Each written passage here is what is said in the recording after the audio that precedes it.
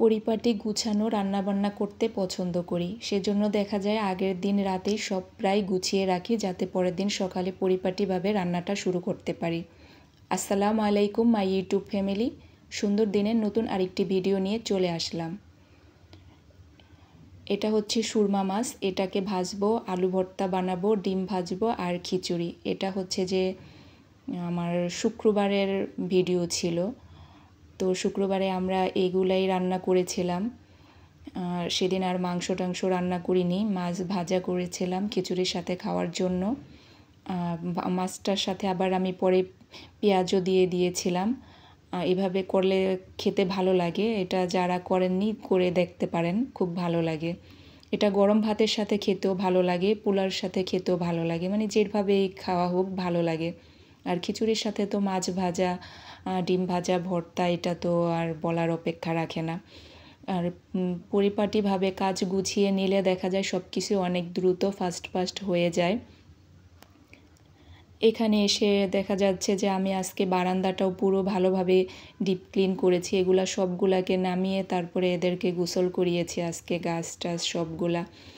আর হচ্ছে যে এদের হচ্ছে এই গাছগুলো আমি ছাদের থেকে এনে তারপরে আজকে দিয়েছি।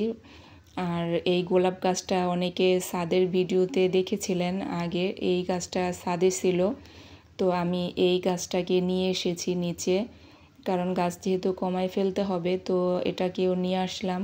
কমাই না, সবই সরাই ফেলতে হবে। আর ওইটা হচ্ছে মেহেদির ডাল, ওইটাও মানে একটা ইসের মধ্যে লাগাইছি, জানি না বাঁচবে কিনা, তবে দেখা যাক কি হয়। আর এদিকে হচ্ছে এই পাশের বারান্দায় আবার পলিথিন দিয়ে দিয়েছি, বারান্দায় ওরা কাজ করতেছে, কোনো প্রোটেক্ট নেয় না, এদিকে বারান্দা পুরো মানে দিয়ে ভরে ফেলতেছে। এজন্য আমি এদিকে আবার হাজব্যান্ডকে দিয়ে একটা পলিথিন টানিয়ে দিয়েছি, তারপরও ছিটে একবারে সব নষ্ট করে ফেলে। কাপড় তো শুকানো দূরের কথা, এমনি বারান্দা নোংরা হয়ে থাকে সিমেন্ট ধুলাবালি পড়ে। তারপরে হচ্ছে যে সন্ধ্যাবেলা আজকে একটু পায়েস করেছিলাম, এটা পোলার চালের খুদ দিয়ে করেছিলাম। আর গুঁড়া দুধ এখানে গুলিয়ে রেখেছি, কিশমিশ, এগুলা হচ্ছে যে আর একটু পরে দিব। চালটা ফুটে আসলে চিনি, গুঁড়া দুধ ওগুলা পরে তারপরে নামানোর আগে দিয়ে দিব।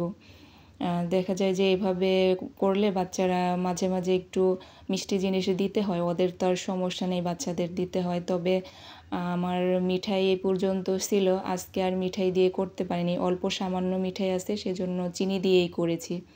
কারণ কি মাঝে মাঝে আমরা দুধ ভাত কলা খেলে মিঠাই দিয়ে খেতে ভালো লাগে, আবার যখন চিড়া খাই চিড়ার সাথেও মিঠাই দিয়ে খেতে ভালো লাগে, চিনি দিয়ে খেতে ভালো লাগে না। এটা হচ্ছে নেক্সট ডে শনিবার, সেদিন আবার গরুর গোশত বের করেছিলাম। আর হচ্ছে আগের দিন রাতে কলমি শাক কেটে ভাপ দিয়ে রেখেছিলাম। আর প্রথমে হচ্ছে ভাত আর মৌরি মেথির পানি গরম বসিয়েছিলাম, এটা সকালে খাওয়া হবে। ভিডিওর এই পর্যায়ে এসে বলছি এখনও যারা লাইক দেননি প্লিজ দয়া করে একটা লাইক দিয়ে কন্টিনিউ করেন। আর ভিডিওটি ভালো লাগলে ভিডিও রিলেটেড একটা হেলদি কমেন্ট করবেন। আর আমার ভিডিও যদি আরও দেখতে চান তাহলে অবশ্যই চ্যানেলটাকে সাবস্ক্রাইব করে পাশে অল বাটনে ক্লিক করে দিবেন। এদিকে আমার ভাতও হয়ে মানে বলক চলে আসছে, আর ওই পানিটাও নামিয়ে নিয়েছে, আর ওপর চুলায় এখন শাকটা বাগার দিয়ে নেব। এখন যেহেতু ভাপ দেওয়া আছে অত বেশি সময় লাগবে না। আর হচ্ছে যে গরুর গোশতটাও আলু আর পেঁপে দিয়ে রান্না করব, এজন্য পেঁয়াজ কেটে নিয়েছি, আর এদিকে রসুন মরিচ দিয়ে শাকটা এখন বাগার দিয়ে দিব।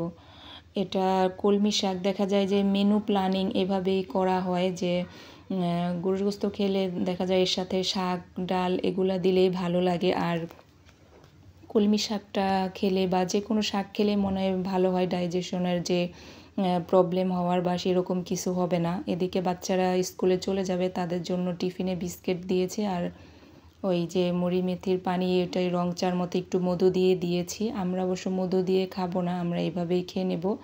ওরা তো ছোট মানুষ, দেখা যায় ওরা মধু দিয়ে খাক। আর মুড়িতে এমনি মিষ্টি থাকে, এই পানিটা জাল দিলে এমনি মিষ্টি মিষ্টি হয়ে যায়, আর এক্সট্রা করে মধু চিনি না দিলেও হয়। সেদিকে আমার মাংসটা কষানো হয়ে গেছে, তারপরে আমি এখন আলু আর পেঁপে দিয়ে দিলাম। মাংসটা কষাতে কষাতে নিচ দিয়ে লেগে গেছিলো, তাই একটু পানি দিয়েছিলাম। তারপরে হচ্ছে যে এখন আলু আর পেঁপে দিয়ে ভালো করে কষিয়ে গরম পানি দিয়ে দেব। আমাদের দেখা যায় যে বাচ্চারা আলুটা খেতে অনেক পছন্দ করে, তো এই জন্য মাংসর থেকে দেখা যায় আলু পেঁপে এগুলাই বেশি দেওয়া হয়।